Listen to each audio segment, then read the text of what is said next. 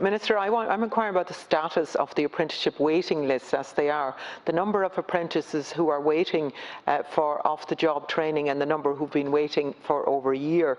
In March this year, after the beginning of the pandemic, there were 6,928 apprentices on a waiting list to access off-the-job training. By May, that had increased to over 9,000 apprentices. Apprentices I have spoken to feel abandoned. They feel that apprenticeships are being talked about into the future, but this is happening for them right here and right now. Thank you. Minister. Thanks, Deputy, for the question. And just to assure the Deputy and apprentices that they're not being abandoned, and it is something that we're acutely aware of. Craft apprenticeships account for 25 of the 61 existing available apprenticeship programmes. Off-the-job training for these programmes is delivered in training centres or institutes of technology and technological universities. It is these programmes that were most impacted by the shutdown of on-site learning activity in 2020 and 21. Given the practical nature of apprenticeships, training centres and workshops having been closed for 9 of the last 14 months. End of May figures indicated that over 10,000 apprentices were waiting for access to phases 2, 4 and 6 off-the-job training. Of these, 3,500 craft apprentices have been waiting for more than 12 months. Craft apprentices were prioritised for a return to on-site learning on the 8th of March 2021. Delivery of off-the-job phases is proceeding and will continue over the summer, subject to public health advice with restricted numbers. This approach will assist institutions and providers in preparing and organising the safe return of larger numbers in the autumn. The Government is committed to a significant increase in on-site attendance in the tertiary education sector in the next academic year. Following consultation with the sectoral stakeholders and following Government approval, we published a safe return plan to on-site further and higher education for years 21 and 22. The plan reflects the essential nature of further and higher education and training, including apprenticeships. It provides for a comprehensive on-site activity for the next academic year with almost full-scale activities on-site. To support the plan, the sector has developed a pack of actions and commitments to ensure that return is safe, with specific reference to the issue of backlogs.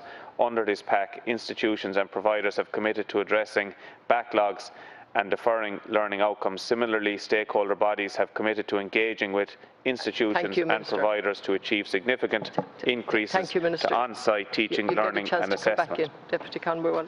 Thank you, Minister. Minister, you're really telling me that the situation has got even worse than it was in May, that we're now at 10,000 for phases 2, 4 and 6. I'm quite shocked at that. And I know you're saying that things will be fixed in the autumn, but again, it's like we'll all have jam tomorrow. I would really need to see, and I know there's not time here today, to see a very detailed plan for the autumn in that. This has serious implications, not only for their educations, but for their income. This is no fault of their own. Many apprenticeships will be trapped on apprentice wages for years longer than they should be, despite the amazing efforts of administrators and teaching staff across the country. Apprentices are being let down, and we really need to address this. I'm quite shocked at those figures. I've been in contact with numerous apprentices, and they've been unable to access the off-the-job training to complete and advance their apprenticeships. And it just is quite shocking that the here and now isn't being dealt with. Minister. Thanks. And just to reiterate again that nobody is being abandoned. So what's been done to rectify the issue? To date, 2 million in capital expenditure has been allocated to SOLAS and the Higher Education Authority to facilitate an additional 4,000 craft apprenticeship places across the system, in addition to 12 million already allocated to support additional classes and teaching capacity to ameliorate the COVID-19 measures. Spaces arising from these measures will begin to come on stream in the second half of this year. There will be provisions for on-site presence for apprentices over the summer months. Appropriate protective measures will be put in place and numbers on site will be controlled. This approach to returning to on-site over the summer period will assist institutions and providers in organising and managing a safe return of larger numbers in the autumn. An oversight group is now in place, comprising of SOLAS, the ETBs and SIP2 reps, the group is overseeing the development of an emergency approach to training for the 3 programmes with the longest waiting lists, which are electrical, plumbing. You'll get a chance to come back in, Deputy. So, Minister, maybe you could clarify what are your targets, say, for September in terms of what will be done over the summer.